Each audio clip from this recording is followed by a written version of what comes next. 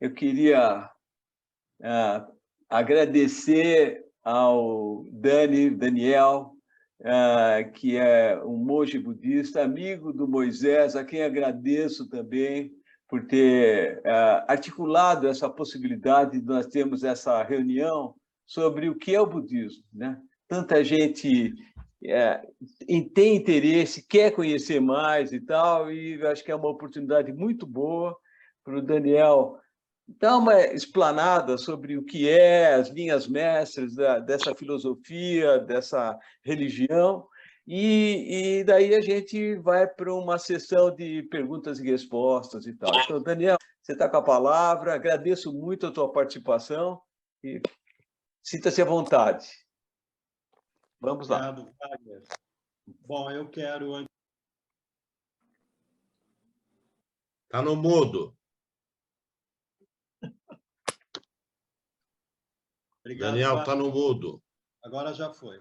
Estão me escutando bem? Agora sim. Ok. Ele está com coisa vermelha. Agradeço ao Wagner, ao Ari pelas organizações. Foi uma grata surpresa receber um contato do Moisés outro dia, né? A gente não se via há tanto tempo. E esse contato do Moisés eu tenho através do Tommy, então, ou Thomas. Então, é isso mesmo, é uma grande rede, né? A gente vai se conhecendo através dessas redes, isso é muito incrível. Eu vou começar, e boa noite a todas e todos, agradecer a presença de vocês também e a oportunidade, realmente. Então, eu vou começar com uma prece. Bom, vamos começar pelo começo, né? Então, para falar de budismo, é importante a gente entender como é que surge o budismo, de onde ele vem, qual que é a sua proposta. Então, eu vou traçar isso de uma maneira, vamos dizer, enfim, não muito formal, mas contando um pouco dessa trajetória, né? E essa é uma trajetória de nós, seres humanos. Uma trajetória que nós vamos ver, que é a própria trajetória de um príncipe, esse príncipe Siddhartha, que viveu na Índia 2.500 anos atrás, e daqui a pouco já é 2.600 anos. E não é uma história fictícia, não é uma história que foi inventada, isso realmente aconteceu. E Siddhartha, podemos dizer que ele era uma pessoa, de alguma maneira, inquieta, né? E que, apesar de todos os cuidados que ele tinha, de todos os prazeres que ele tinha como príncipe e príncipe herdeiro de um reino,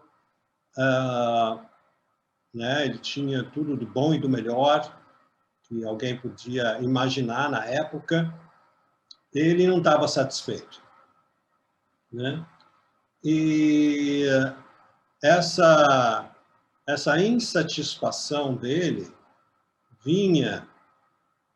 Eu não sei se a gente pode chamar isso de insatisfação, mas ele via que tinha alguma coisa que não estava lá funcionando muito.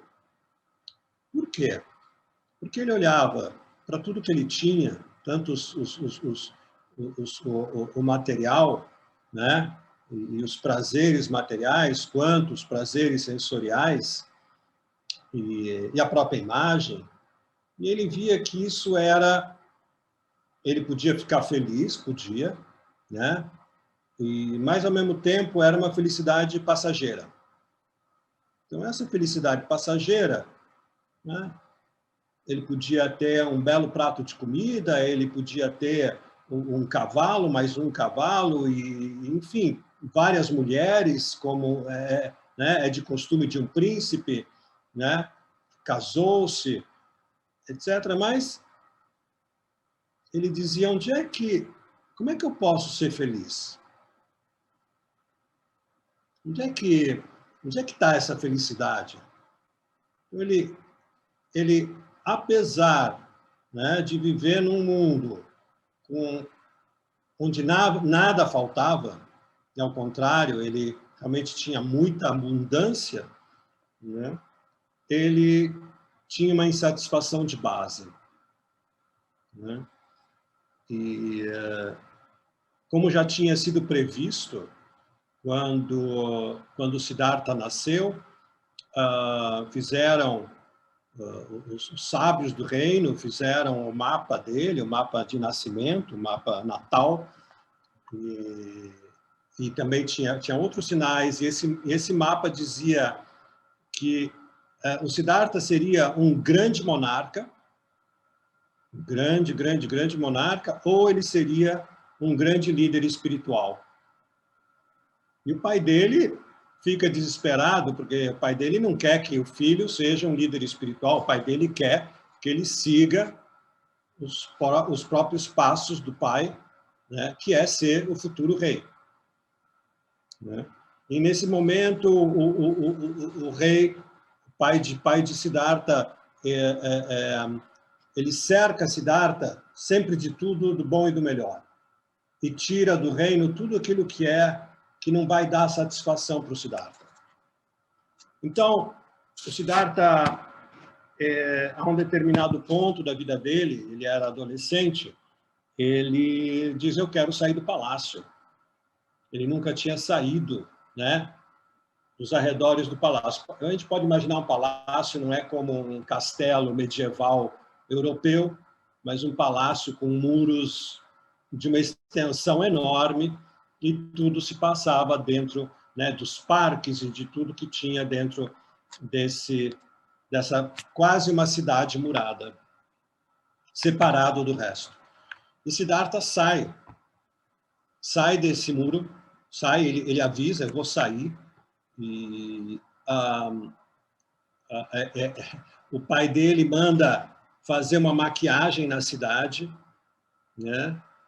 Tipo, vamos limpar tudo que não é bonito para o Siddhartha, vamos deixar tudo lindo, né? Uma vez fizeram isso aqui no Brasil, acho que foi nas Olimpíadas, não foi? Né? Lá no Rio, eu não sei aonde que fizeram também, né? Colocaram barreiras na frente, né? Tapumes na frente das favelas, né? Deram uma maquiada para que, né, quem vem de fora não pode ver isso aqui. Alguma coisa parecida.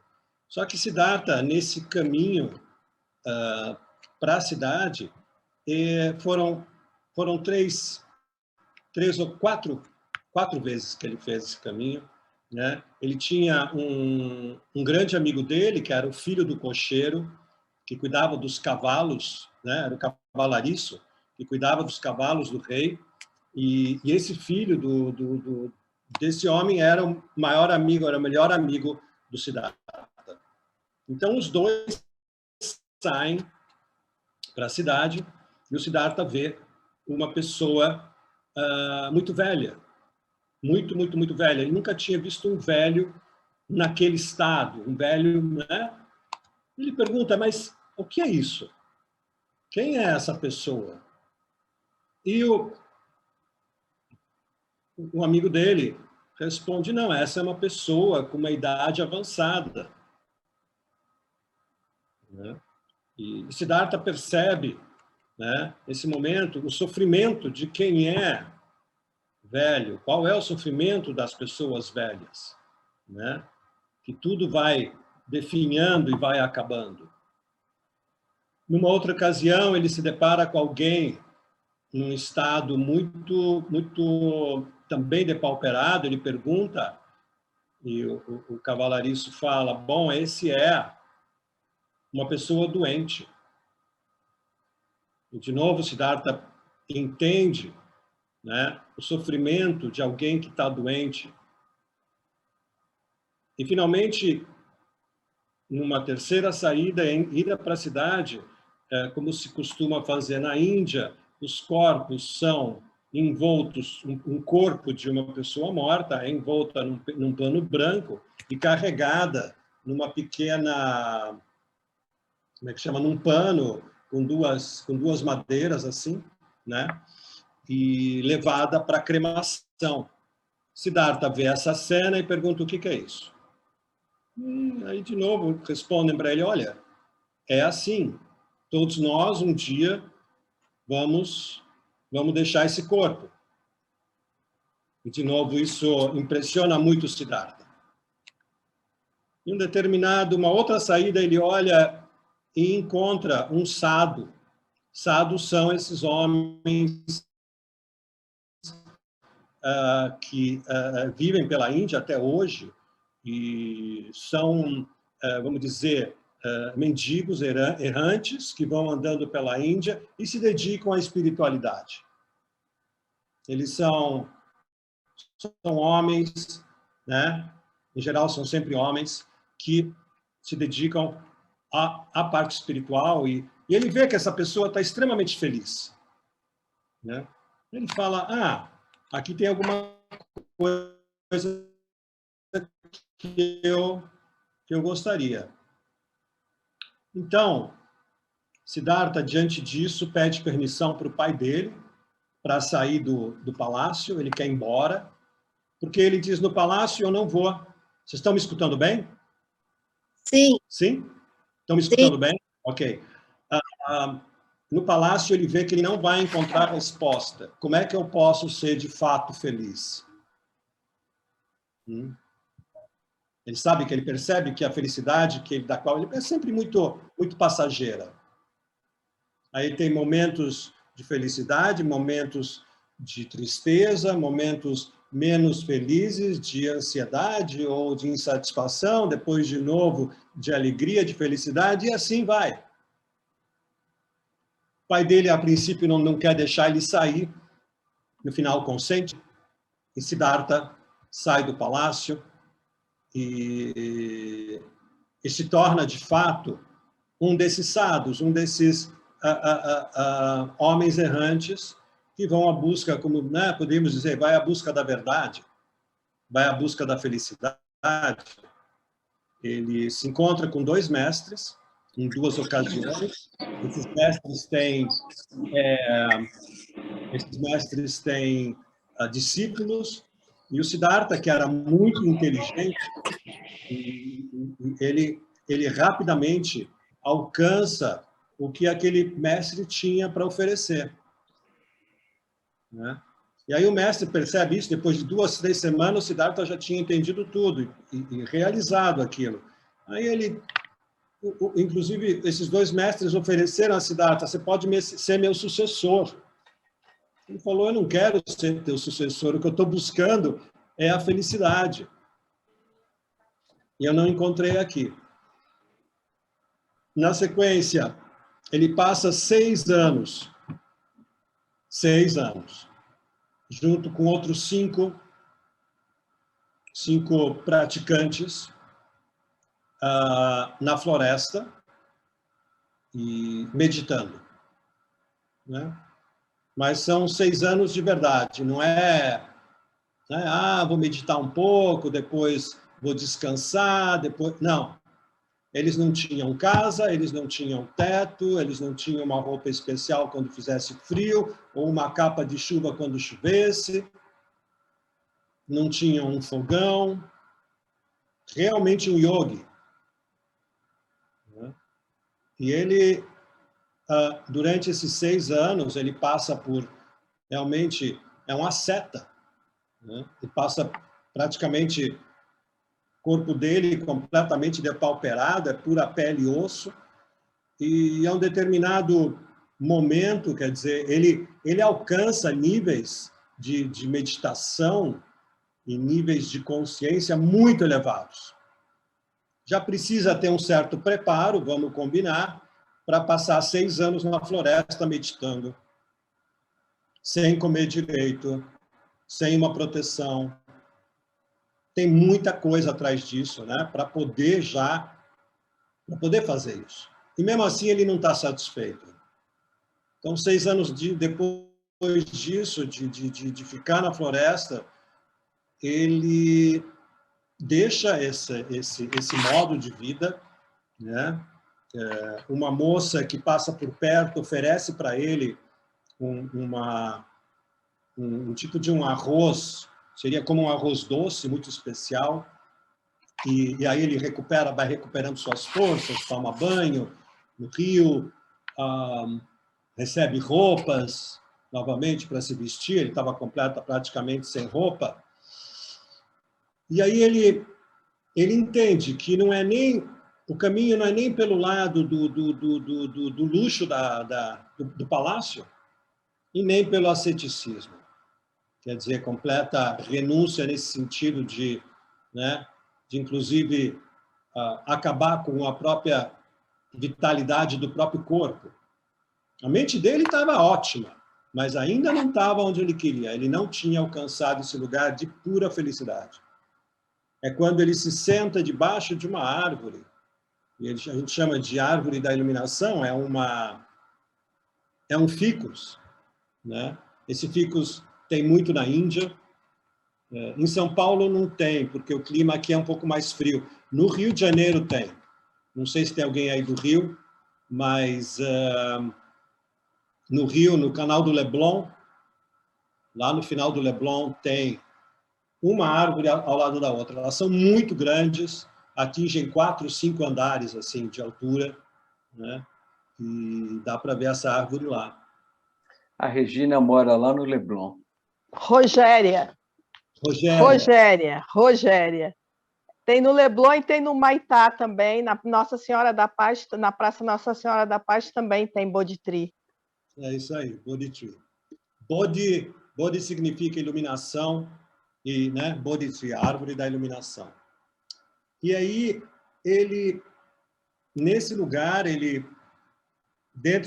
com circunstâncias muito especiais, astrológicas, que acontecem uma vez a cada milhares de anos, né? A gente diz que Siddhartha atingiu esse estado de consciência de iluminação, né? Então, fica completamente vago a gente falar disso aqui, desse jeito, né? Fica como uma história, mas como assim? Como é que estado de consciência é esse? Nós não temos referência, né? A gente tem referência daquilo que vem, que praticamente está ao nosso alcance de compreender, que está ligado com a consciência que eu tenho hoje, né? Mas também a gente pode, né, fazer um pouco de abrir um pouco e dizer, bom, o que é esse estado iluminado que ele encontrou, né? Siddhartha encontrou um estado que é um estado além da insatisfação, né? Eu pergunto para vocês e todos nós, a gente é ou não é insatisfeito? A gente está o tempo inteiro buscando algo para estar satisfeito, né? Seja através dos bens materiais, seja através dos prazeres sensoriais. A gente senta à mesa, quer comer alguma coisa boa, beber alguma coisa boa, na pele, a gente quer sentir coisas boas na pele, como sexo, um abraço, enfim, quer escutar coisas boas, enxergar coisas boas. A gente está sempre procurando alguma coisa que nos satisfaça. E a gente sabe que... pergunto para vocês, quanto tempo dura vocês terem comprado uma roupa que vocês gostaram, viram lá na vitrine, legal, ótimo, seja uma camisa, uma camiseta, uma blusa, seja o que for. Quanto tempo dura a felicidade, a alegria de comprar aquela roupa? Muito ou pouco? Daqui a pouco é mais uma roupa no teu armário. E quando você viu, você já deu essa roupa, né? Mas e aquele impacto daquele momento que você comprou? Acabou.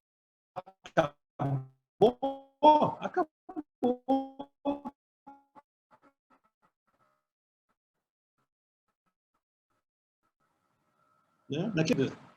Uma comida que a gente gosta, quanto tempo é o prazer daquele prato? É mais curto ainda.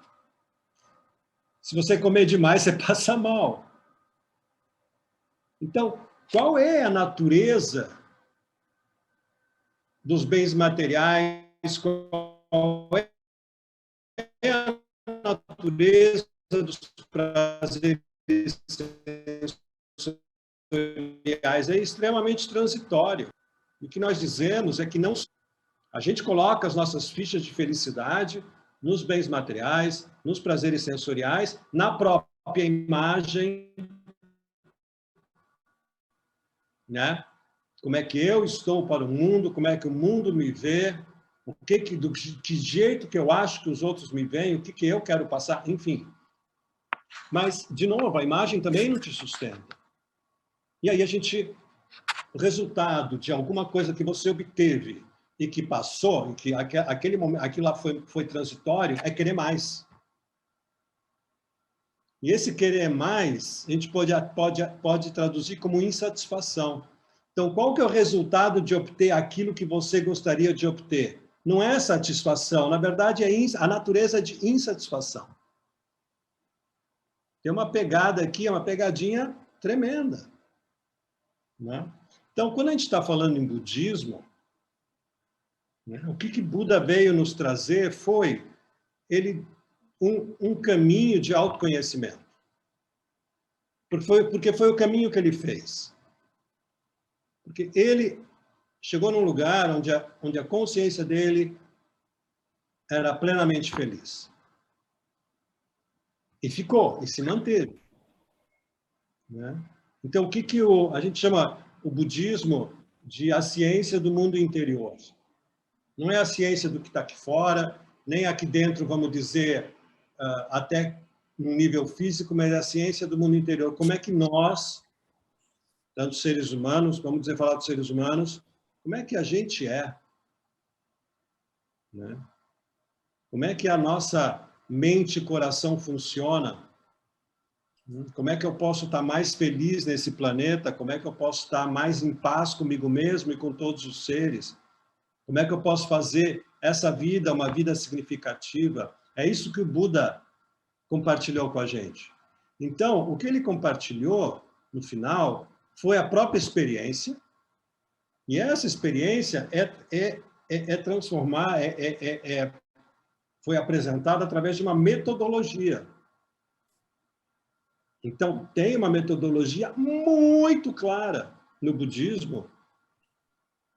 É técnico. Quais são os passos que alguém que quer seguir o budismo, estar mais feliz, estar mais satisfeito, pode seguir? Né? E Buda dá todos esses ensinamentos em encontros onde ele nunca prepara alguma coisa.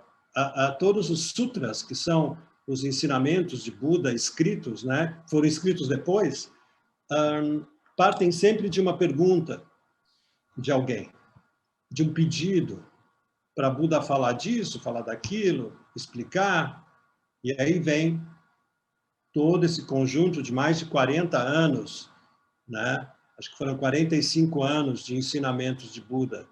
Né? Buda se ilumina quando ele tem 29 anos. Né? O que a palavra Buda, que significa desperto, dentro da tradição do budismo tibetano, a palavra referente a Buda é Sangye. Essa palavra é formada por duas palavras, né? Sangye. E Sang significa ter eliminado tudo aquilo que te atrapalha na tua felicidade e no teu bem-estar. E o que é? É o que a gente chama de venenos mentais, qual seja a raiva, o apego, a aversão, a inveja, os ciúmes. Eu pergunto para vocês têm momentos de raiva? A gente tem momentos de raiva, eu pergunto, vocês gostam de ficar com raiva? É unânime essa resposta, ninguém gosta de ficar com raiva. mas eu acabo ficando, por alguma razão que alguma coisa me incomodou num nível que vem aquela sensação de raiva, uma aversão profunda. Raiva é uma aversão maior, né? E então, quando a gente está muito apegado, quase obcecado, ou com ciúmes, com inveja, todos esses sentimentos não é uma questão moral aqui. Não estamos falando de moralidade, ser uma boa pessoa, você não pode ter ciúmes. Ninguém está falando disso. Nós estamos falando daquilo que acaba atrapalhando a gente mesmo, no nosso equilíbrio mental, humano, né? Acaba, inclusive, danificando nossa saúde. Então, San, de sangue, de Buda, significa significa eliminar todos esses aspectos, significa eliminar os venenos mentais, que a gente chama de veneno mental. Eliminou a raiva, eliminou o apego, eliminou o egocentrismo e tudo mais. E Ge significa ter cultivado no seu máximo potencial todas as qualidades. Amor, compaixão, generosidade, paciência, todas as qualidades. Essas qualidades estão dentro de nós. Nós já temos esse potencial. Um Buda, ele desenvolveu esse potencial no seu máximo, essas qualidades no seu máximo potencial. Né? Então,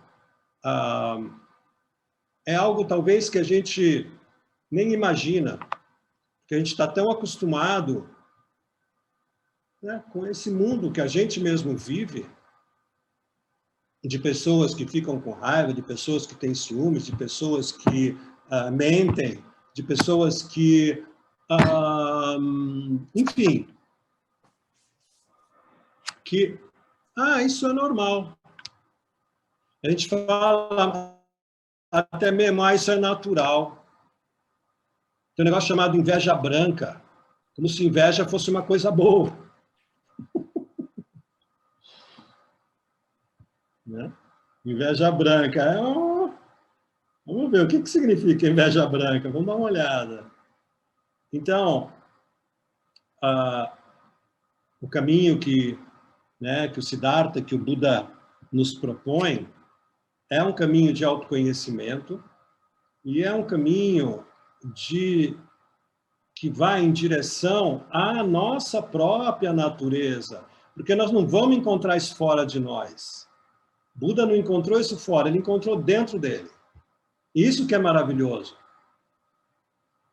Essa possibilidade. Então, isso, se a gente parar para pensar, e o Buda prova isso. Ele prova, não vamos poder falar disso agora, mas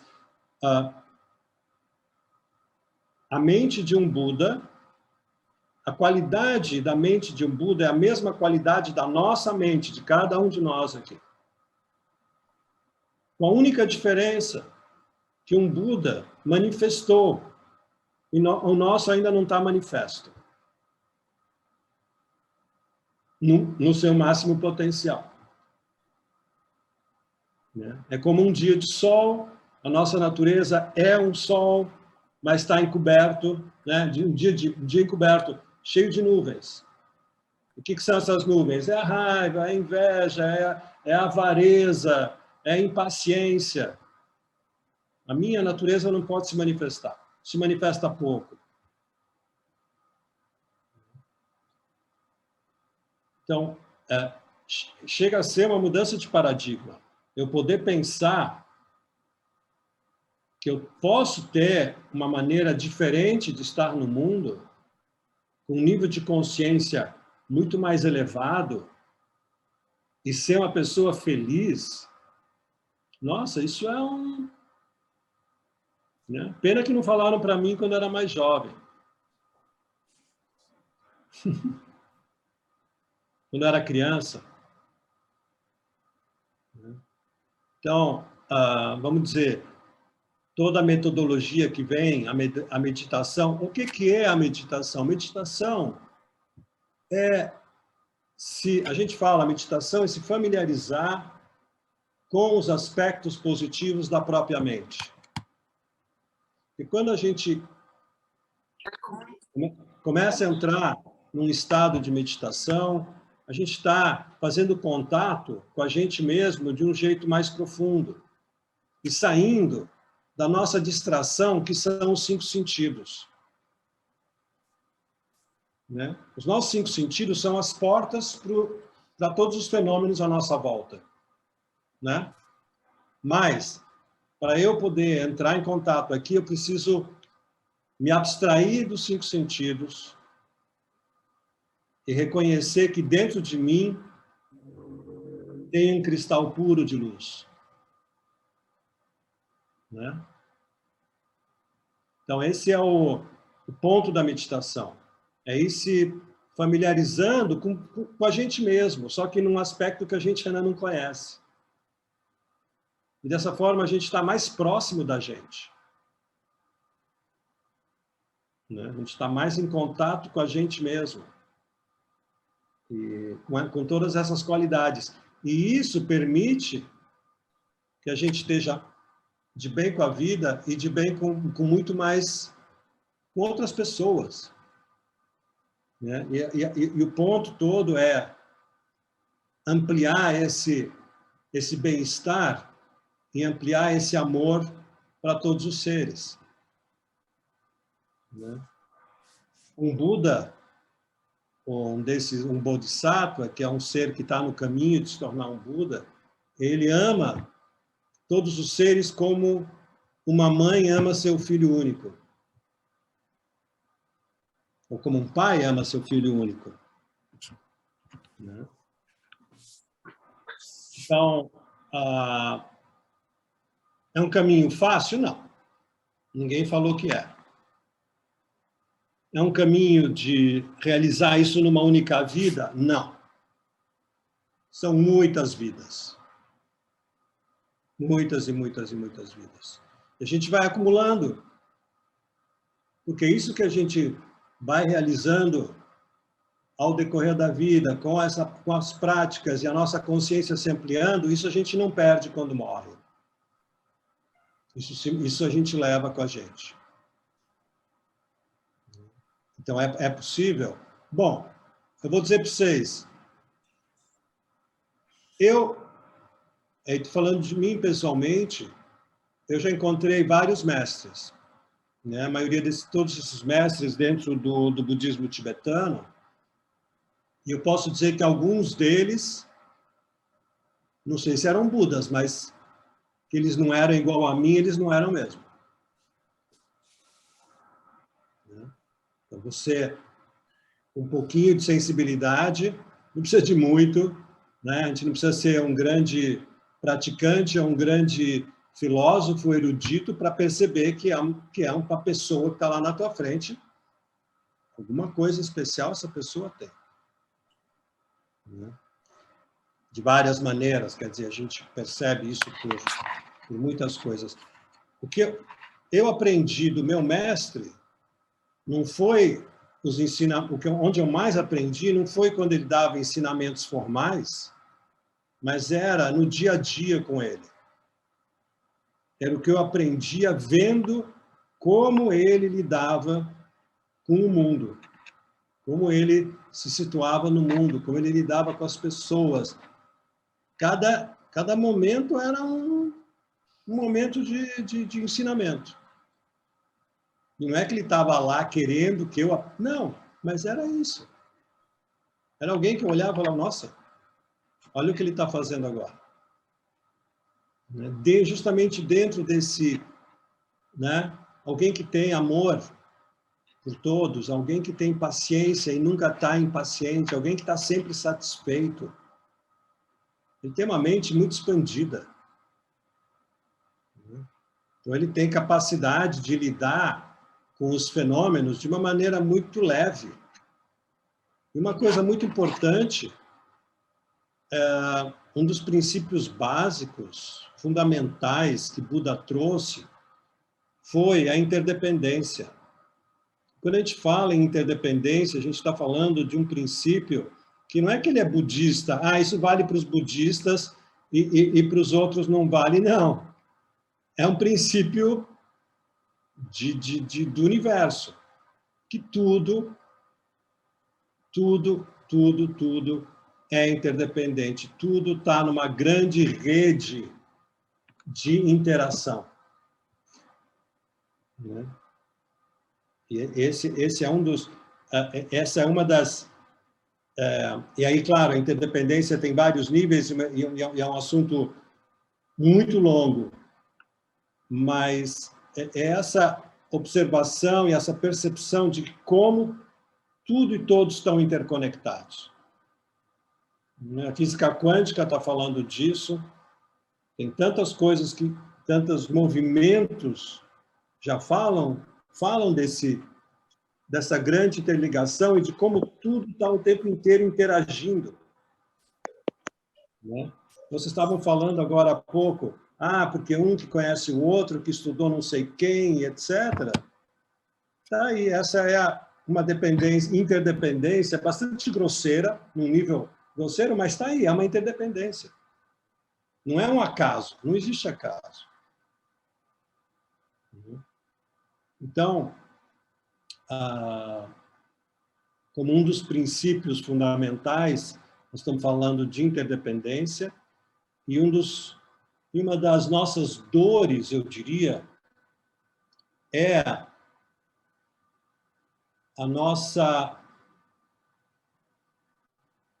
o sentimento de não pertencimento, um sentimento de estar sozinho, né? A gente tem essa dor e a gente não percebe essa interdependência e aí se sente sozinho, isolado, né? E um Buda, ou já um ser mais realizado, não precisa nem ser um Buda, ele consegue, ele percebe isso, então ele está sempre em comunhão com o universo. Não tem mais cisão entre ele e o resto. Eu acho que uma das nossas dores é essa separação que não existe de fato, mas que por causa da nossa ignorância a gente ainda percebe assim. Né? Bom, teria muito para falar dos princípios e tudo mais, mas a gente poderia agora passar para perguntas, para comentários. Olha, seria interessante, eu tenho algumas perguntas a fazer também, o Roberto, e vamos colocar a mãozinha, tá? Seria bom, a gente organiza um pouco mais aqui a nossa conversa. Mas, enfim, Roberto, você levantou a mão aí, não assim, através da plataforma, foi fisicamente, você abriu, você começa falando, depois a tuta. E eu gostaria depois de me inscrever. Só uma questão, todo mundo sabe o que é esse negócio da mãozinha? Levantar a mãozinha? Eu acho que não. Então, tem um lugar aí que é raise hand, ou levante a mão, e aparece essa mãozinha que a tuta apareceu lá. Então, facilita porque ele coloca na ordem, e aí as pessoas podem falar na ordem. Alguém está com isso? A Catalina achou também. Legal.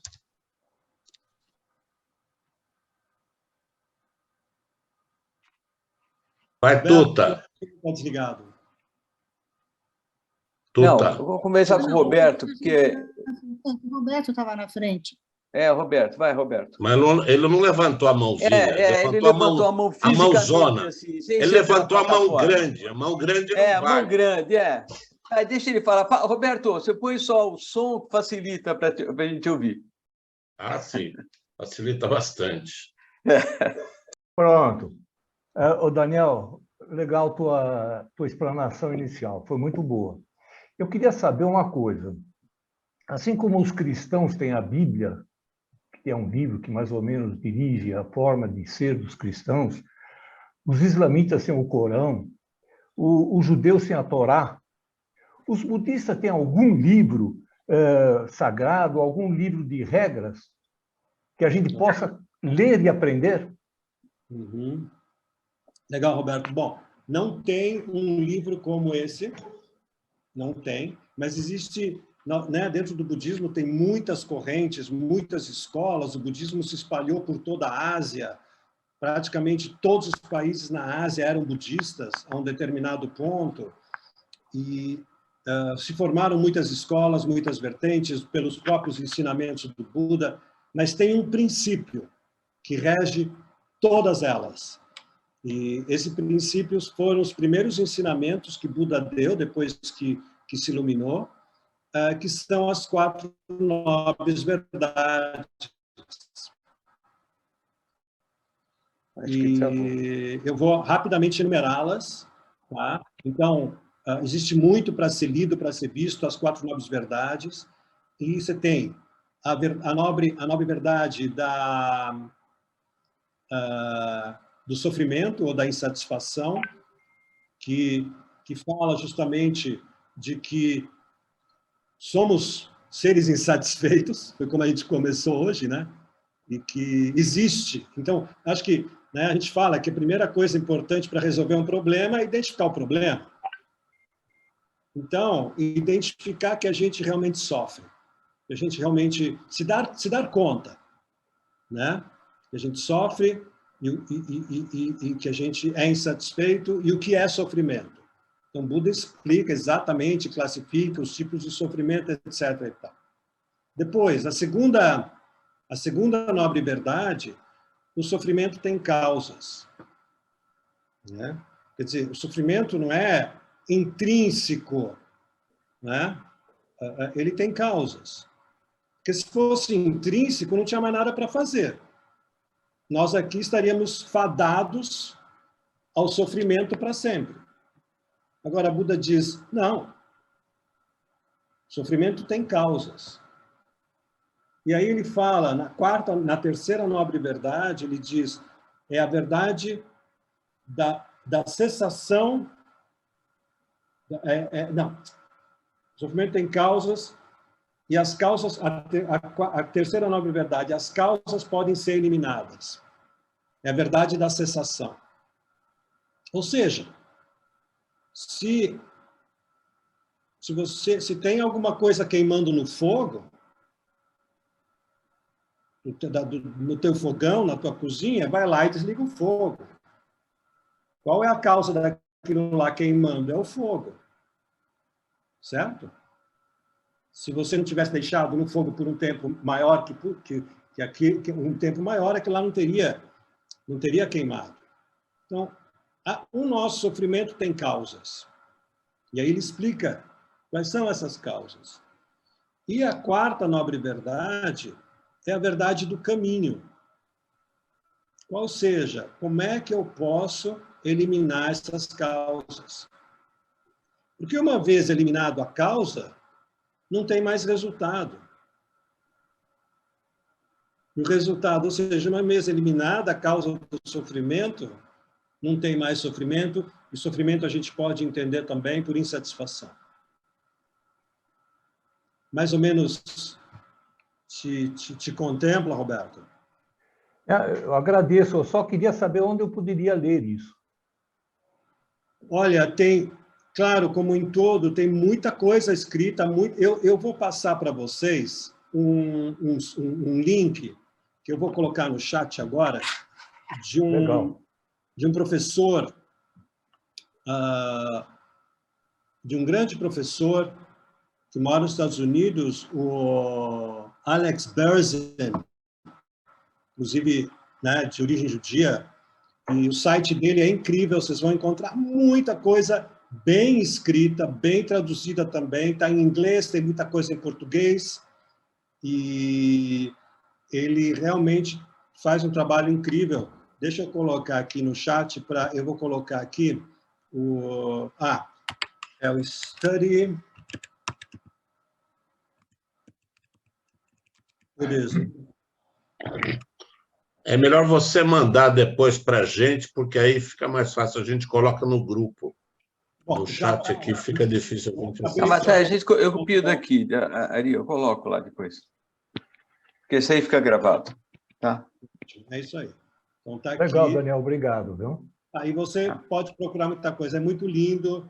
E a base do budismo é essa. Tudo vai com essa base.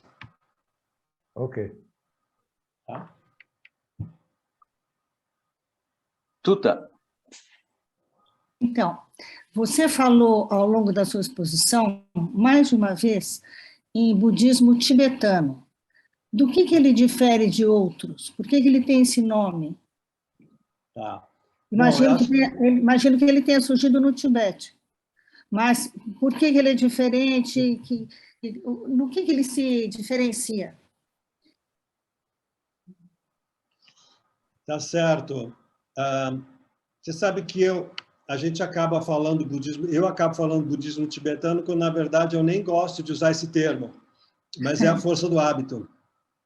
A gente fala, né, budismo japonês, o budismo chinês. O que acontece? O budismo foi se espalhando pelo mundo, pela Ásia, e se adaptando à cultura. Eu acho que as religiões todas acabaram fazendo isso, né? O catolicismo fez, o judaísmo fez. Então, a gente tem diferentes maneiras de praticar princípios, né? Os princípios são os mesmos, mas as variações são grandes, as variações sobre o tema. Então, o budismo tibetano é o budismo Vajrayana. Vajrayana é o caminho do diamante. Tá? Buda, no final, foram 3 grandes escolas que saíram dos ensinamentos de Buda, que é o Hinayana, ou hoje é representado pela escola Theravada do Sudeste Asiático, né, como Tailândia, por exemplo, Sri Lanka, etc. O Mahayana, que é o grande veículo, que é o budismo que foi... Desculpe, gente, eu só vou ter que atender a campainha aqui um instante para não ficar tocando muito. Só um instante, por favor. Quem é? Eu não vou poder te atender agora.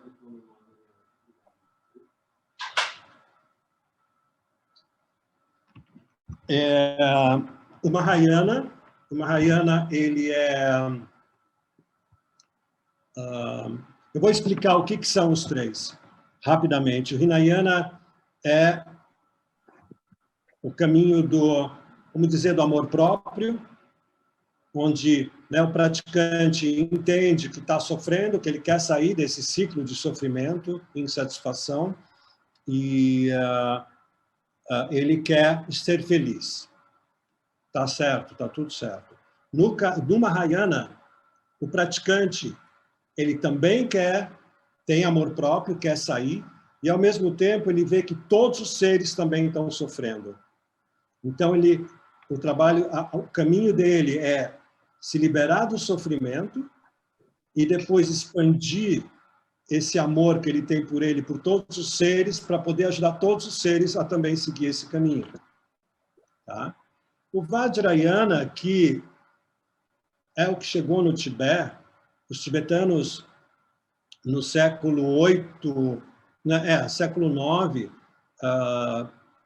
chegaram no norte da Índia, onde tinham 3 grandes universidades monásticas budistas, e cada uma dessas universidades com 10 mil monges, quer dizer, não era pouca coisa. Eles passaram 300 anos com seus tradutores traduzindo do sânscrito para o tibetano todos os ensinamentos.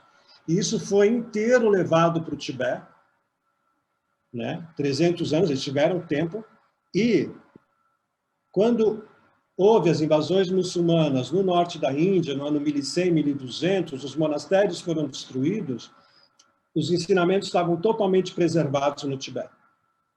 Não só a tradução, como toda a linhagem já tinha sido transmitida e já tinha os mestres que estavam lá no Tibete continuando a linhagem. O Vajrayana é o que a gente chama de caminho rápido, caminho veloz, que pela sua natureza permite que o praticante tenha um desenvolvimento mais rápido. Tá? Então, basicamente, o budismo que chegou no Tibete, depois chegou no Butão, né? Todos vocês sabem, o Butão é um país budista, regido, né, por um rei que é budista. Chegou na Mongólia, onde foi muito difundido,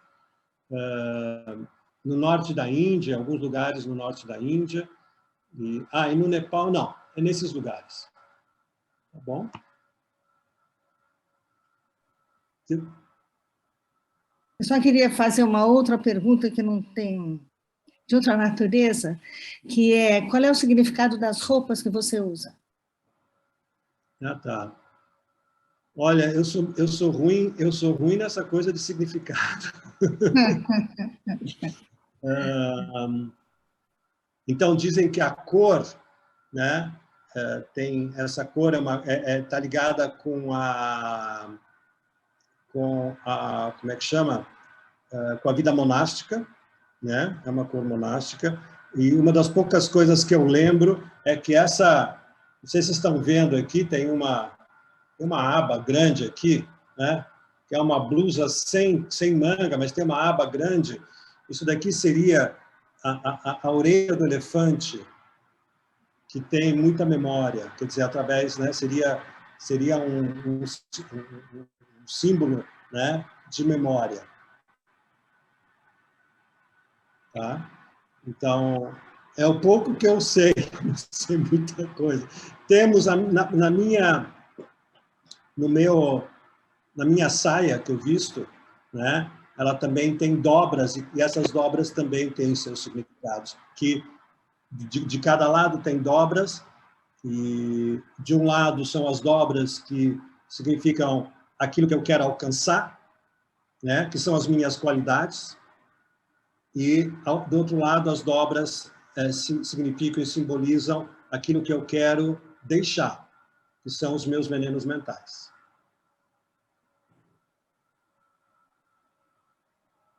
Não estou te escutando. Uma roupa que você usa cotidianamente. Tá. Nem sempre eu também estou com essa roupa, eu estou com roupa civil também. Tá bom. Catalina. Olá, Daniel, obrigada pela apresentação. Então, em algum momento você comentou, gostaria de ter tido contato com o budismo antes. Quando é que isso aconteceu para você? Com que idade você resolveu ou conheceu o budismo e você chegou a ser um monge budista? Obrigado, Catalina. Olha, eu encontrei o budismo quando eu encontrei o meu mestre, que foi Lama Gangchen. Lama Gangchen faleceu há 2 anos atrás. E isso foi em 87. Eu tinha 33 anos, né? E eu me tornei monge em 2011. Vai fazer 11 anos, tá? Então, não quer dizer, teve um período praticamente de mais de 30 anos, 20 anos, onde eu estava como leigo mesmo, né? E quando eu falo que antes eu tivesse conhecido antes, porque eu sinto que eu poderia ter batido menos a cabeça, né? A gente continua batendo a cabeça, mas se eu tivesse já incorporado princípios, ideias, maneiras de estar no mundo, né, diferentes das que eu tinha normalmente, né, quando eu comecei a aprender tudo isso com 33 anos. Então, é por isso que eu falei isso. Ok, obrigada. Obrigado a você. Bom, acho que chegou a minha vez. Olha, vendo a tua apresentação, eu vejo uma semelhança muito grande com outras religiões, né?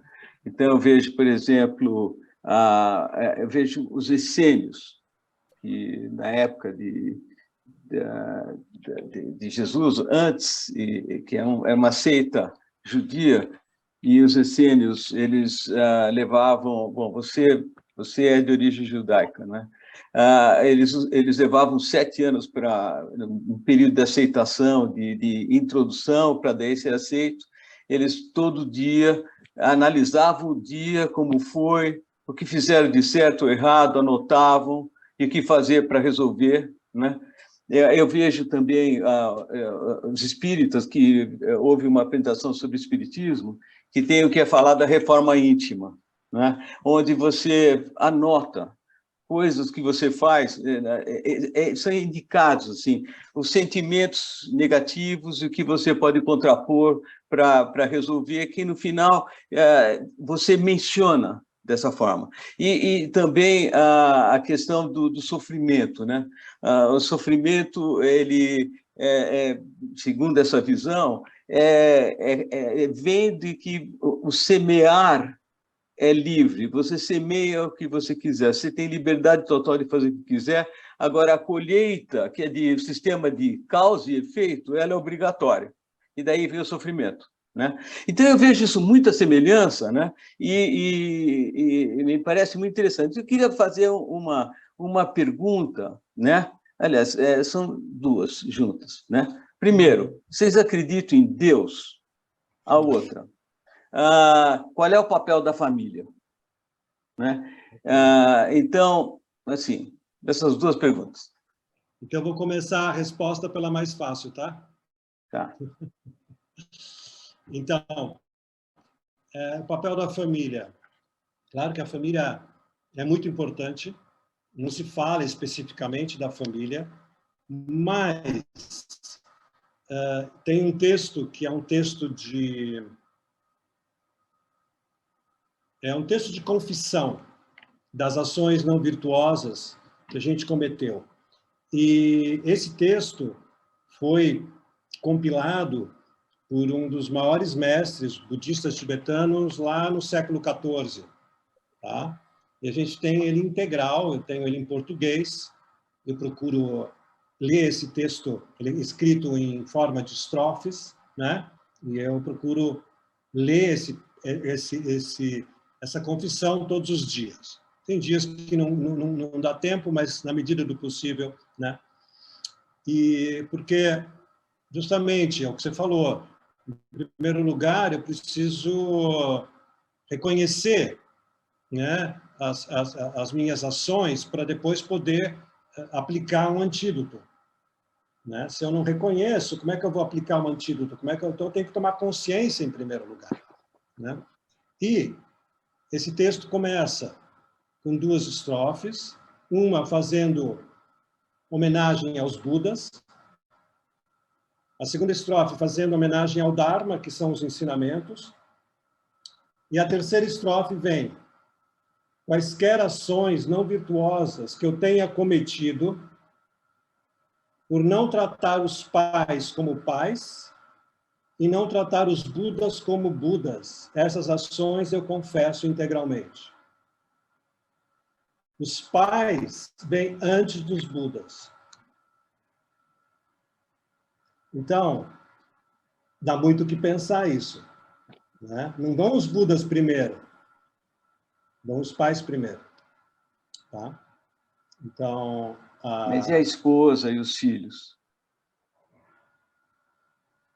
Não, faz...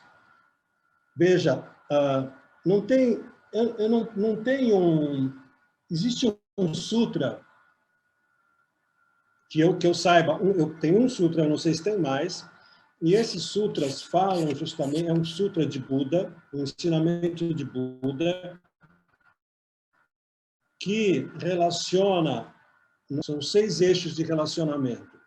A sua família original, né, pai e mãe, irmãos, a sua família, quer dizer, de origem, a sua família constituída, né, esposa, marido, filhos, né? São 2. Aí vem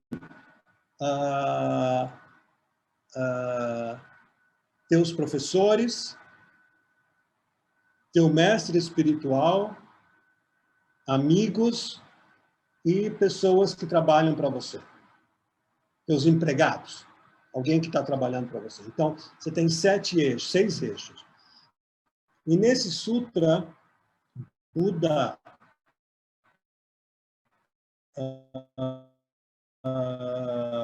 ensina quais são os nossos deveres, são os deveres e obrigações que eles têm em relação a nós. Tá? Vocês estão me escutando bem? Porque às vezes a internet aqui está... Estão me escutando ou deu uma parada aí? Não, tá ok. Então, voltando, Buda comenta ele ensina quais são os deveres e obrigações que cada um de nós tem em relação a esses 6 eixos e qual o dever e obrigação deles em relação a nós. Tá? Eu não sei te dizer agora, porque eu não lembro, mas existe um sutra onde Buda comenta todo esse... Tudo isso. Indo para a tua segunda pergunta. Enfim, se os budistas acreditam em Deus, e o que seria Deus? Tá. Buda... Deixa só interromper, porque o Wagner roubou a minha pergunta. A minha pergunta é exatamente isso, quer dizer, o budismo é filosofia e religião? E qual a diferença das duas? Complementando a pergunta do Wagner. Então, assim, Buda nunca falou da existência ou da não existência de Deus. Então, esse não é um ponto central da filosofia budista, nem da prática budista. Então, não existe para nós alguém que... Porque existe... Eu vou explicar a partir do seguinte. Existe um... Quando a gente falou de interdependência, há pouco eu mencionei interdependência. E eu falei, todos os fenômenos, né, tudo é interdependente. Então, tudo depende de causas e condições. Né? O Wagner, você falou, né, exatamente, né, não existem... Eu colho aquilo que eu planto. Por quê? Por causa da lei da interdependência. As minhas ações virtuosas vão gerar resultados virtuosos que se manifestam como sensações positivas. Minhas ações não virtuosas vão gerar resultados negativos, não prazerosos, que se manifestam na sensações de sofrimento e de dor. Né? Então, existe pela lei da interdependência, nada existe no universo sem ter causa, sem ter tido uma causa. E aquilo que não tem uma causa não existe. Então, você pensar num ser que está acima dessa lei, não existe. Tá? Então, como eu estou te explicando, um Deus que existe acima de todas as coisas não é possível existir de acordo com a filosofia budista. Tá? Roberto. Porque tudo depende de causas e condições. Perfeito. Não, obrigado. E o mais importante, que eu acho, na minha visão, é que existe a interdependência nos promove uma autorresponsabilidade. Eu não jogo na mão de ninguém. Né? Eu tenho, comigo, é minha. Sem dúvida. Tá bom? Tá ótimo. Roberto, você está sem som, Roberto. Colocando o som facilita, já tinha falado. Ficou mais fácil aí? Sim. Desculpa. Só completar, respondendo para o Ari, né, Ari, o budismo são as duas coisas. É entendido como uma filosofia de autoconhecimento e também como uma religião. Porque você tem objeto de refúgio, você tem prática de devocional, você tem rezas, né, orações, pedidos, dedicações. Então, entra dentro de um plano de religioso também. Uhum. Legal. Interessante que é uma religião mas não vê Deus como as outras religiões veem, né?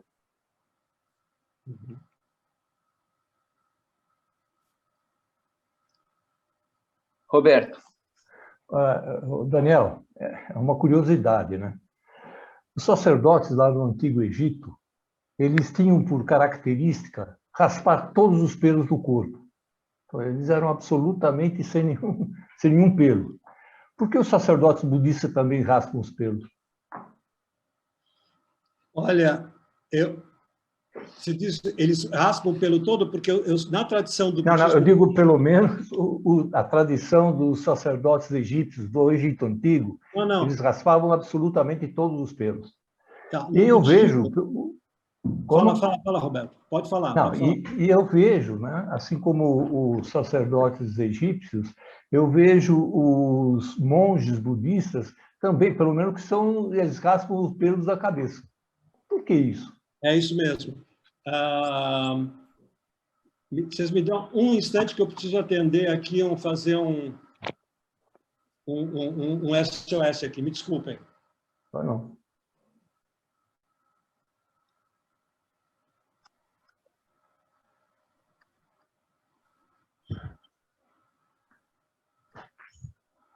Ok. Era só um instantinho, gente.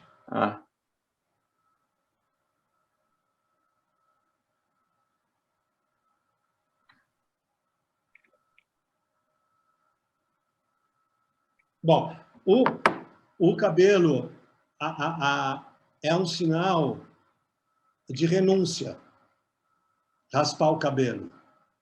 Renúncia no seguinte sentido, não é renunciar os bens materiais, não é renunciar os prazeres sensoriais, né? No budismo não existe nada contra, né? Nada contra isso, mas é renunciar ao sofrimento e aquilo que me causa sofrimento. Então, é um símbolo, né, de renunciar, ou seja, eu quero deixar o máximo que eu posso todas as causas que me levam ao sofrimento. Obrigado. Ok, Roberto. Ok. Clóvis.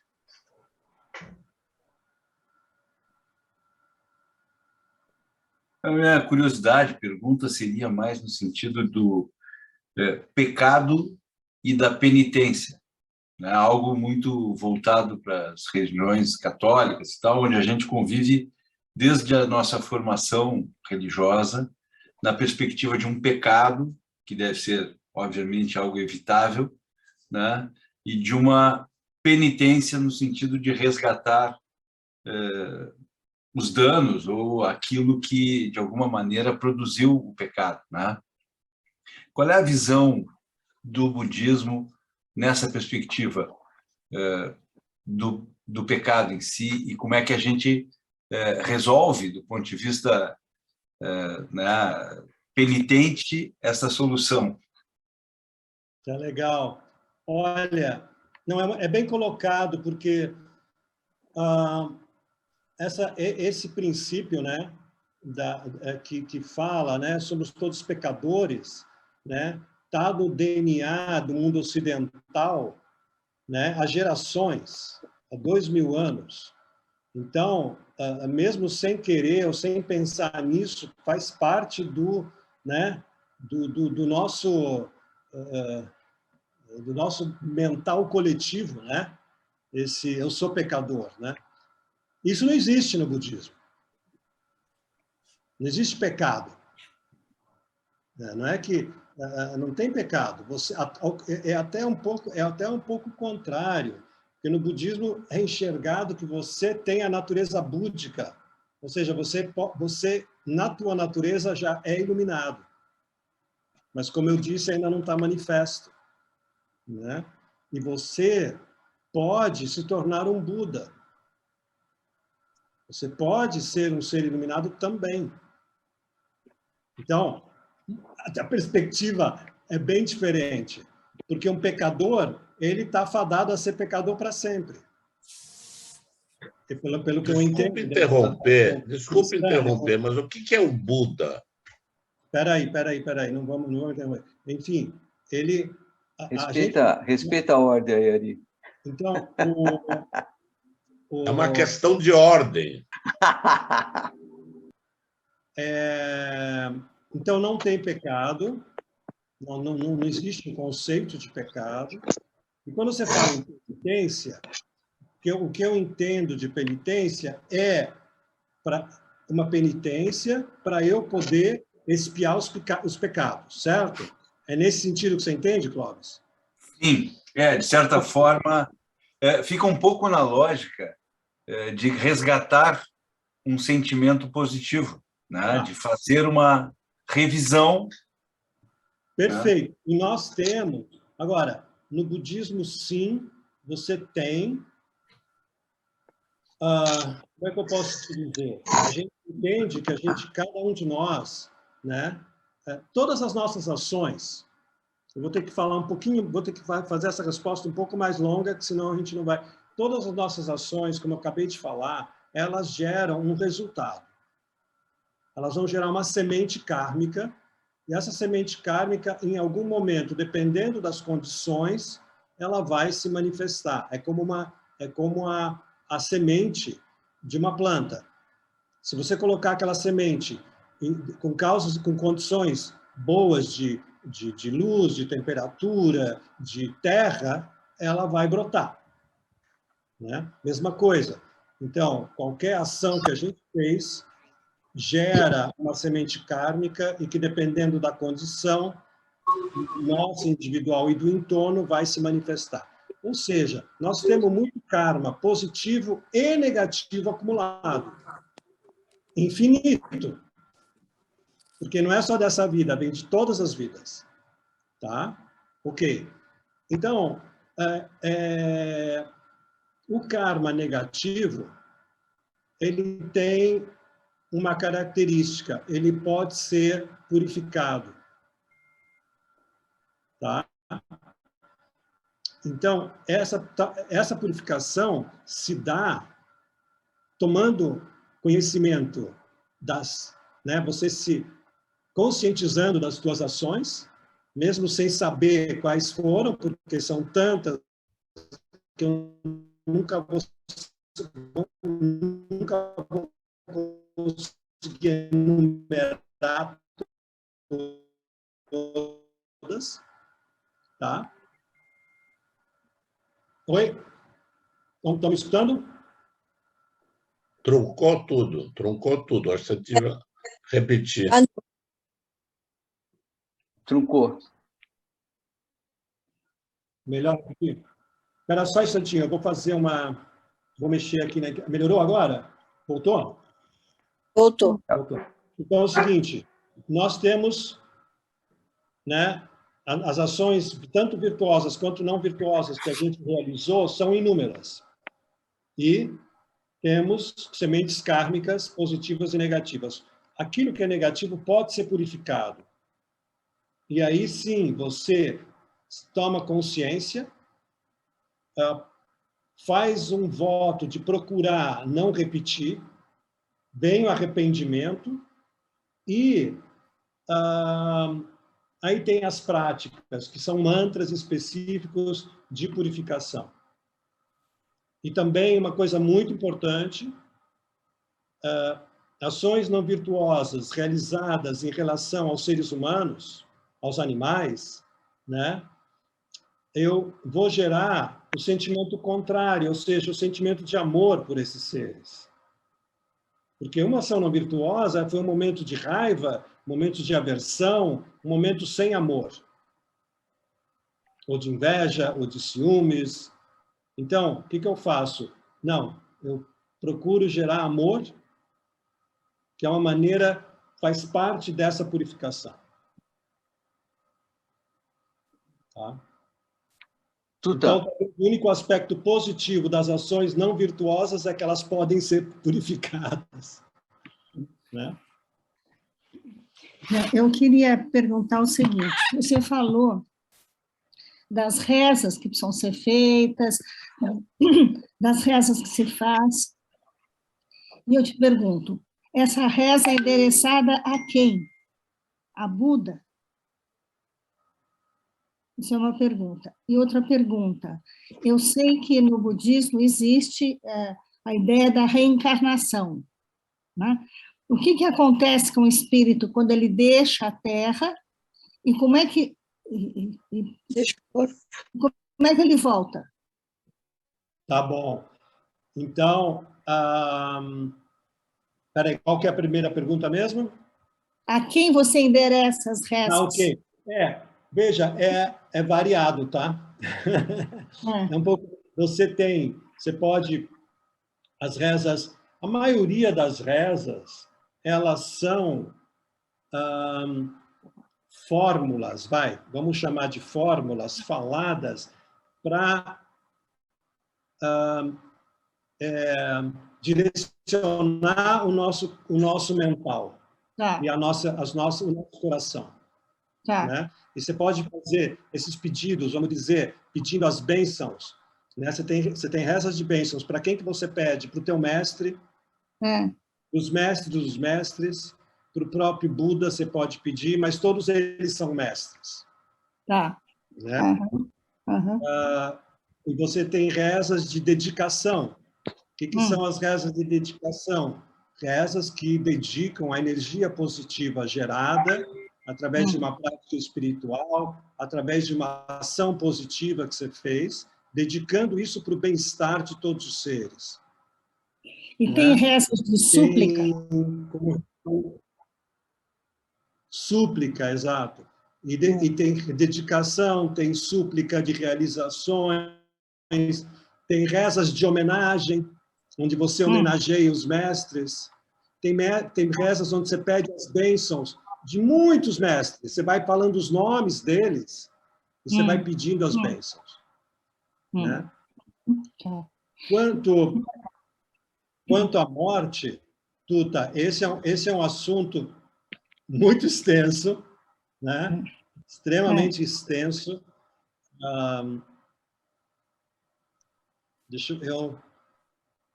Mas a gente entende que existe um contínuo mental.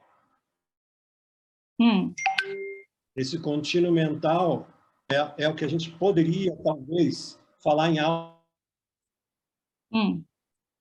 E esse contínuo mental, quando o nosso corpo, quando a gente deixa o corpo, ele...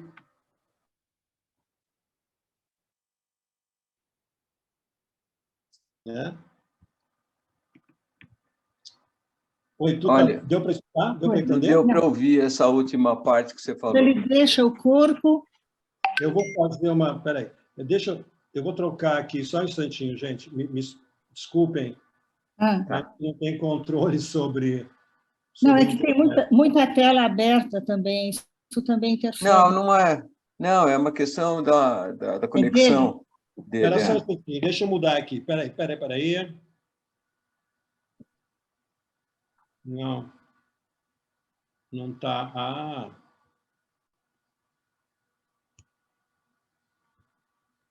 O que eu queria dizer é o seguinte: o nosso... Quando a gente morre... Ou a gente poderia até fazer um paralelo com a alma, né? Uma vez que o corpo morre, esse contínuo mental passa, vai para um estado que a gente chama de estado intermediário, e desse estado intermediário ele encarna numa próxima vida, no momento da união do óvulo e do esperma. Ele sempre reencarna numa pessoa ou pode haver a possibilidade de reencarnar num animal?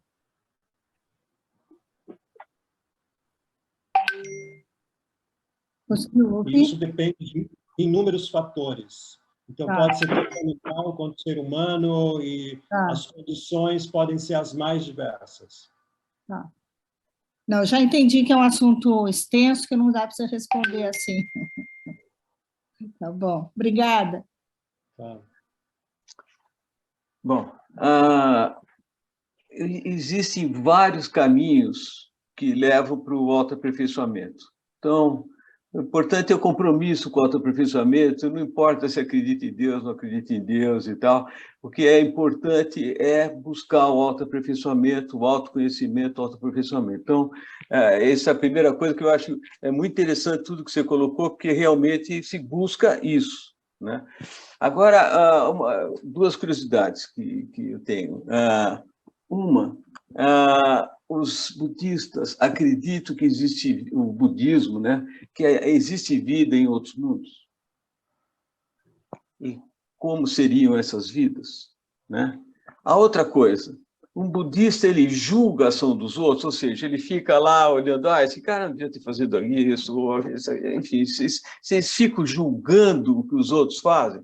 Então, primeiro, vocês acham que existe vida em outros mundos? Existe, porque o universo tem uma infinidade de estrelas, planetas e tal. Existe vida em outro mundo? Como é que seriam essas vidas? Existe? Porque na hora que a pessoa desencarna ou morre, ou, enfim, vira um espírito. Isso daí está um pouco relacionado com o que a Tuta perguntou e eu não entendi claramente. Se fica um espírito e daí volta esse espírito, essa é uma coisa, né? Não ficou claro. A Tuta, ela entendeu melhor, mas eu não entendi bem. Mas a minha pergunta, então, só pedi para explicar um pouco melhor a pergunta da Tuta. A resposta, né? Mas os budistas acreditam que existe vida em outro mundo, se existem vidas em outro mundo, e se isso é uma coisa do dia a dia, se fica julgando a ação dos outros. Como é que... Tá. Sim, tem uma maneira de dizer que onde existe espaço, existem seres. Tá? Então, os seres são, nesse planeta, os seres humanos, nesse planeta, todos os animais, nesse planeta, todos os diferentes tipos de espíritos que não são seres encarnados, como a gente entende encarnação. E por aí afora, é infinito. Você tem vários reinos, isso eu não quero nem entrar nesse assunto, que é longo, mas você tem muito, é uma infinidade. Perfeito. Né? Okay. Então, realmente, o espaço é infinito. É o multiverso, não é nem o universo. Uhum. Né? E te respondendo em relação a um ser que desencarna, né? Uma vez desencarnado, a gente entende que ele vai para o que a gente chama de estado intermediário. Uhum. Esse estado intermediário, ele não tem ele está, na verdade, buscando uma nova encarnação. E dentro desse estado intermediário é o espírito? O que é? Não, é o espírito. Não. Ele não chega a ser classificado, porque aí tem várias classificações, isso é complicado. Ele não é exatamente... Ele é chamado de um ser do estado intermediário. Ele não tem um corpo físico grosseiro, mas ele tem um corpo físico sutil, tá? Ele procura um lugar para reencarnar, pelas condições dele. Esse é o modo de operação dele. E ele rapidamente encontra, na medida do possível, um lugar que é a união de um pai e de uma mãe. Esse pai e mãe não necessariamente é um ser humano. Tá? Tá. E não, os budistas, um dos nossos trabalhos é tentar não julgar. Né? Quem sou eu para julgar o outro? Perfeito. Não faz sentido. Então, a gente faz o melhor que a gente pode, porque é interessante que é assim...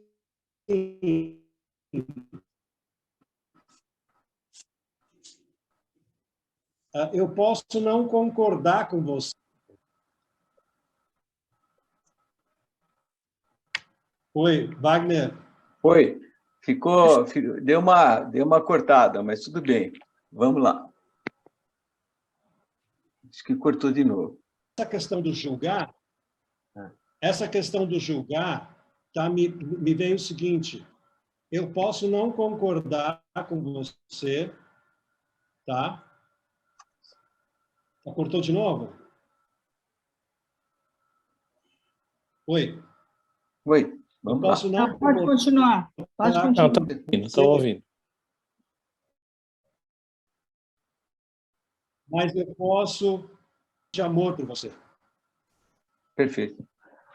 Quando a gente fica Então, parado coisa assim, que- é porque você saiu um pouco do ar. É a minha experiência. Quando eu vejo todo mundo parado, é porque nós saímos do ar. Daí volta. Estou tentando entrar aqui pelo 4G do celular, mas não tá acontecendo. Não, mas olha, eu estou satisfeito com a tua resposta com relação à questão de julgar os outros. Está ótimo. Eu queria passar para o Mariano. Boa noite, Daniel. A minha pergunta é muito simples. Eu gostaria só de... Inicialmente, você tinha dito que o Siddhartha, no caminho para o budismo, ele buscava a felicidade. O que é felicidade para o budismo? O que é felicidade? Uma perguntinha simples.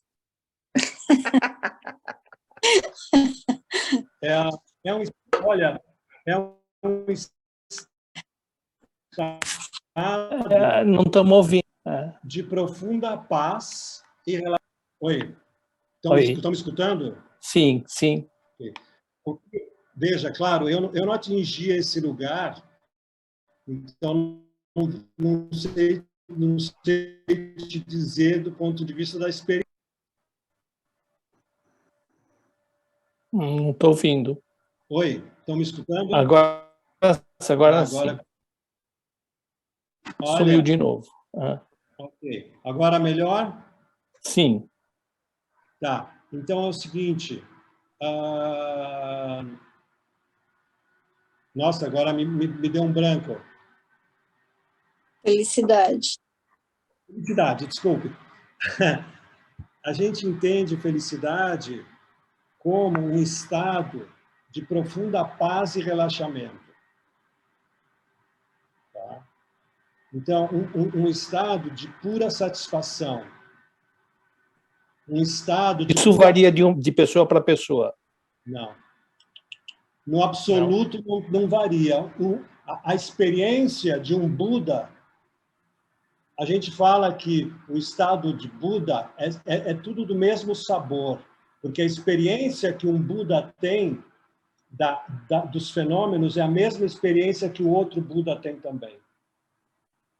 Porque o absoluto, o todo, é só um. Então, não tem como... A minha experiência é diferente da tua, porque eu projeto sobre a realidade a minha história, e você projeta sobre a realidade a tua história, e são diferentes. Então, a maneira de eu enxergar o mundo é diferente. Os Budas atingem uma consciência que é a consciência da natureza de todos os fenômenos. E essa natureza é uma só. Então, um Buda está em paz, um Buda está relaxado, profundamente relaxado, e um Buda está em êxtase. Ele está sempre vamos dizer, tudo é positivo para ele. A mente dele nunca cai, a mente dele nunca fica negativa. Tem perfeita harmonia, né? Ok. Clóvis. Muito obrigado. É um pouco difícil, eu sinto um pouco de dificuldade na compreensão, mas obrigado pela resposta. Clóvis, vamos lá. Rapidamente, só assim, eu fiquei curioso com essa situação da transição, né? No pós-morte, fica um residual, e no espiritismo as pessoas conseguem ter um contato, ter até às vezes um diálogo estabelecido com esse residual né, do indivíduo que morreu. Como é que é isso do ponto de vista do budismo? Porque quase que tem uma relação muito semelhante, assim, do ponto de vista de que não há um encerramento da vida na morte. Ela há uma continuidade, Só que as identidades, né, desta pessoa que desencarnou e que, portanto, foi a uma transição, pela religião espírita, ela é acessível, às vezes até para transmissão de conteúdos que são relacionados à vida, esta vida que nós vivemos aqui. O budismo também tem uma transição e uma reencarnação, né? Isso. Como é que se dá isso? É acessível ou não esta energia que fica nesse contínuo mental mental. Se existe médiuns, né? Se existe mediunidade, né? De conexão, comunicação com os dois mundos, né? Com os encarnados e os encarnados. Não tem, como no espiritismo, né? No budismo não se entende que um ser do estado intermediário, que uma vez tenha deixado o corpo, né? Que a gente possa fazer essa comunicação, tá? Então, no budismo nós temos médiums, existe dentro do budismo no Tibete, os médiums existem, tá? Então, da mesma forma que no espiritismo tem, existem médiums muito especiais que inclusive recebem seres altamente realizados, que são os oráculos, não é? E esses oráculos recebem seres que são realizados e que vão te fazer previsões e vão te falar coisas que você não enxerga aqui no nosso mundo, né? Então, existe esse conceito do canalizar e receber um ser, mas não os seres do estado intermediário comum, não, né? A menos dos grandes lamas, eu estou falando não todos os lamas são os nossos mestres, que têm essa capacidade de encaminhar aquele ser do estado intermediário. Isso é para poucos, mas existem os lamas que vão te pegar na mão, como se fossem pegar na mão aqui, e vão te levar para um bom renascimento. Eles têm essa capacidade. Tá? É possível. Obrigado.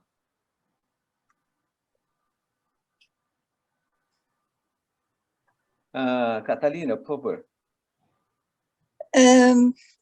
Em relação ao renascimento, reencarnação, ficou em algum momento falado da possibilidade do reencarnar em outra forma, não na forma de um ser humano, mas como um animal, por exemplo. Existe uma hierarquia nisso? Como assim, o ser humano é o topo da hierarquia e os animais em outra hierarquia, mas ou é tudo no mesmo patamar? Como é que se vê isso no budismo? Se toda forma de vida é a mesma coisa ou se existe alguma hierarquização? Eu não chamaria de hierarquia, Catalina, eu chamaria de... a gente entende que existem 3 reinos inferiores e 3 reinos superiores. Os reinos inferiores são reinos de uma consciência muito baixa e de muito sofrimento. E os 3 reinos superiores são 3 reinos cujo a capacidade desses seres é ter felicidade mesmo no meio do sofrimento. Né? Então, os seres humanos estão nos reinos superiores, entendido como um dos 3 reinos superiores, e os animais já estão num dos 3 níveis dos reinos inferiores.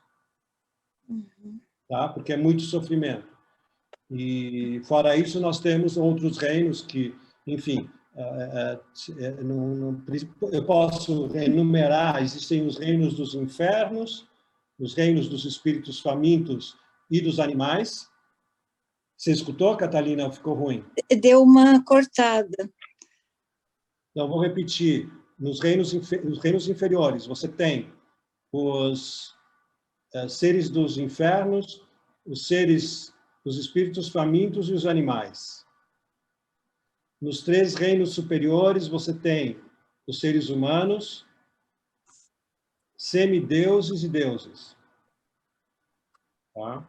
E cada um com suas características, enfim, é um longo discurso, mas... E não existe uma hierarquia. Quer dizer, veja, tudo depende das suas ações. E para você renascer nos reinos superiores, você precisa acumular muita virtude, muita energia positiva através das suas ações, né? Para poder estar renascendo num reino superior. Você falou que são 3 reinos inferiores. Um é o reino dos infernos.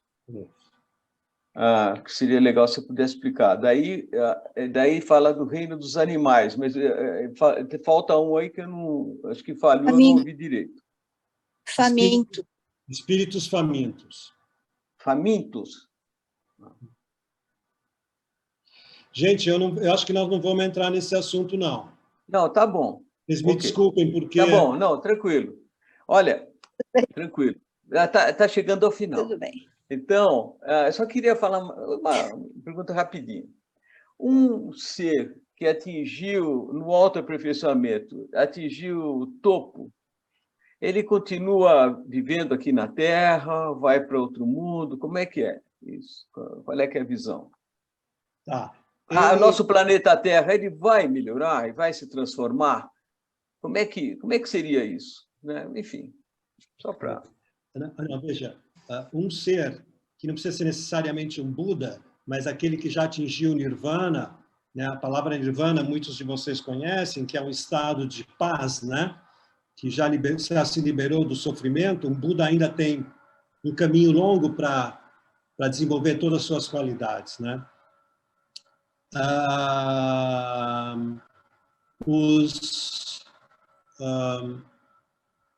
Espera aí, nossa, agora de novo deu um branco aqui. Eles... Espera aí, de novo, Wagner, desculpa, eu me perdi aqui. Tranquilo. Antes de mais nada, eu queria só falar uma coisa super interessante. O Daniel é engenheiro eletrônico, ex-engenheiro eletrônico formado pela Poli, né, Daniel? Que é uma curiosidade muito interessante, né? Porque aqui tem alguns engenheiros, né? E super legal. Inclusive, aquele teu vídeo, eu sugiro para quem não viu que veja, porque é muito interessante, né? Mas vamos lá. Um ser que atingiu a perfeição... Ok. Então é o seguinte, os Budas, e antes de se tornar um Buda, são os Bodhisattvas. Os Bodhisattvas são esses seres já realizados em um nível muito alto, que eles trabalham em benefício de todos os seres, sem um ego, que, né, eles pensam o tempo inteiro nos outros seres. E um Bodhisattva não precisa ser budista. Nós temos Bodhisattvas manifestados aí que a gente nem sabe que é, e ele está trabalhando em benefício aqui no planeta por tantos seres. Então, o Bodhisattva, sim, ele pode reencarnar aqui, mas por vontade própria. Tá? Do mesmo jeito que ele pode se reencarnar como um animal, para ajudar os animais, só que ele tem uma consciência que não é com a consciência de um animal.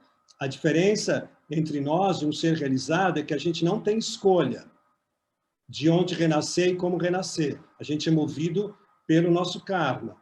E esses seres realizados, eles escolhem onde eles vão ser de mais benefício. Okay. Tá? Mas como eles têm esse voto, Wagner, eles não vão deixar de vir. Até todos não terem atingido a iluminação. Está aí a tua resposta para a segunda pergunta. Tá certo, perfeito. Tá ótimo. Arata, você levantou a mão, eu precisava tirar do mudo, idealmente colocar a tua imagem. Consegui.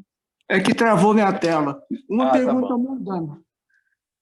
Foi muito espiritual, muito complicada as perguntas. A minha é prática. Quem está em busca do caminho de Buda, pode participar em WhatsApp, o grupo de discussão política? Qual a visão do budismo?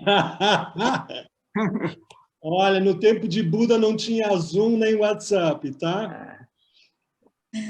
Olha, não tem nada... Você sabe que no budismo a moralidade, né, os podes e não podes, eles estão ligados praticamente à nossa conduta e aquilo que é de benefício para nós. Se você conseguir participar de um grupo de discussão política sem ficar com raiva, sem ficar chateado, sem ficar triste, sem terminar, né? Não deixar que termine a reunião e depois você não dorme, tem que tomar um calmante, ficar com raiva daquilo que fulano ou ciclano falou. Se você conseguir ter esse estado de equanimidade, participe de quantos grupos você quiser, mas presta atenção no que você está fazendo com você. Se você está gerando raiva, você só está fazendo mal para você. Se você está gerando aversão, se você não está conseguindo dormir por causa de uma posição política de um amigo, esquece. Não se meta. Não vai mudar nada. Você pode... Tem uma coisa que a gente pode tentar desenvolver, que é as convicções sem entrar emocionalmente no assunto, se isentar emocionalmente. Eu posso amar alguém mesmo sem concordar com essa pessoa. Posso amar meu pai, eu posso amar minha filha mesmo... Eu não concordo, mas eu continuo amando minha filha. É ou não é? Eu tenho que ampliar esse mesmo sentimento para os outros seres. Começa com os meus amigos, as pessoas com quem eu convivo. Perfeito. Obrigado. Bom, Daniel, acho que a gente esgotou aqui as perguntas. Nós estamos quase 2 horas de reunião. Está excelente, maravilhoso. E eu queria agradecer muito essa oportunidade de você vir aqui e bater o papo, explicar para a gente, enfim, a gente entender um pouco mais do que é o budismo, né? Então, agradeço muito. E, enfim, só colocar aí para dar as palavras finais, eu não sei como é que você faz normalmente encerramento de reunião, se tiver alguma oração, você fica à vontade, podemos fazer e pronto. Estamos chegando ao final. Eu queria encerrar. O nosso mestre, o Lama Gangchen, ele era um visionário, antes de mais nada, né? Um grande visionário. E ele falava o seguinte: a única moralidade que eu peço para vocês é a moralidade da paz. E como é que eu posso cultivar a moralidade da paz? Então, a moralidade da paz eu cultivo olhar com paz, escutar com paz, falar com paz, tocar com paz, pensamentos e sentimentos de paz. E quando a gente fala em paz, esse é um espectro quase infinito. Os níveis de paz, né? Então eu vou voltar a falar os sentidos de paz, a fala de paz, pensamentos e sentimentos de paz. Se a gente conseguir, no nosso dia a dia, observar, né? Como é que está a nossa fala? Como é que a gente está escutando? A gente está escutando com paz ou está escutando com raiva? Ou com inveja? A gente está olhando com julgamento ou eu estou olhando com amor? E assim por diante. Então, se a gente puder fazer isso, a gente já está praticando. Para se tornar um ser humano melhor e poder sair desse mundo melhor do que chegou. Porque, com certeza, todo mundo aqui tem muito mérito, tem muita energia acumulada, positiva. Mas o que a gente tem que fazer? A gente tem que acumular mais mérito, acumular mais energia positiva deixar o nosso banco espiritual mais rico. Né? É como conta de banco mesmo. Só que é espiritual que a gente leva para uma próxima vida. O banco fica e os filhos ainda brigam. Então a gente vamos cultivar os nossos sentimentos de paz, vamos cultivar esse olhar amoroso para todos os seres. Se eu desejo a minha felicidade, por que a minha felicidade é mais importante que a do outro? E se eu desejo não sofrer, por que o meu sofrimento é mais importante do que o do outro? Então, essas são reflexões que, na verdade, resumem tudo. Essa última reflexão vem de um mestre do século, de um mestre indiano, budista, lá do ano 700, que fala exatamente isso, né? A minha felicidade é importante para mim, mas por que a minha é mais importante que a dos outros? E por que o meu sofrimento é mais importante que o dos outros? Né? Para a gente poder treinar nesse olhar amoroso, empático, e desejar a felicidade dos outros, é todo o nosso treinamento. Todo o nosso treinamento. Né? Então, espiritualidade passa por aí, né? Okay? Então, quero também agradecer muito pela oportunidade. Foi uma alegria mesmo. E nós costumamos encerrar, né, um encontro, uma prática, uma meditação, dedicando a energia positiva que foi gerada. Dedicando essa energia positiva, nós vamos dedicar agora para a felicidade temporal de cada um de nós, para a felicidade última, ou seja, a iluminação de cada um de nós e de todos os seres. Vamos dedicar para o nosso planeta, para a regeneração tanto ecológica, ambiental. Vamos dedicar para o Brasil em especial. Vamos dedicar para o bem-estar de todos.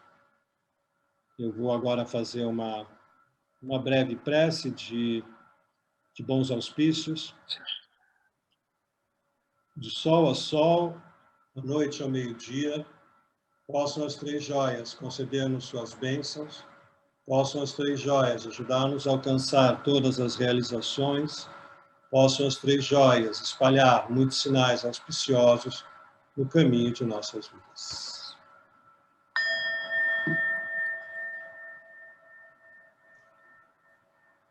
Daniel, muito obrigado. Eu queria agradecer a sua bondade, a sua, sei lá, disponibilidade, tudo que você nos mostrou hoje. Quando te liguei para pedir isso, eu sabia que você ia ser magnânimo e ia fazer tudo, mas eu não imaginava que ia ser tão bom como foi. Muito obrigado, eu acho que foi maravilhoso. Foi fantástico. Feliz, Moisés, obrigado. Muito bom mesmo, gostei, muito obrigado. Bom, obrigada. Eu queria agradecer ao Ari também, que conseguiu... Muito obrigada, foi ótimo. Os amigos aqui, o Mariano, o Thomas, o Luiz Kuchnir, gente que... O Luiz não fui eu que coloquei, não. Alguém colocou. Que foi o Arthur. Deve ter sido o Arthur. Todos convidados para participar. É coisa do Arthur mesmo. Gente, Daniel, foi ótimo, muito obrigado. Gostei muito. Obrigado por ter puxado aí o fio da meada, tá? Muito obrigada. Muito obrigada. Obrigado. Valeu mesmo. Obrigada. Valeu. Obrigada. Então, gente, Tchau. uma boa noite para vocês. Tchau, tchau.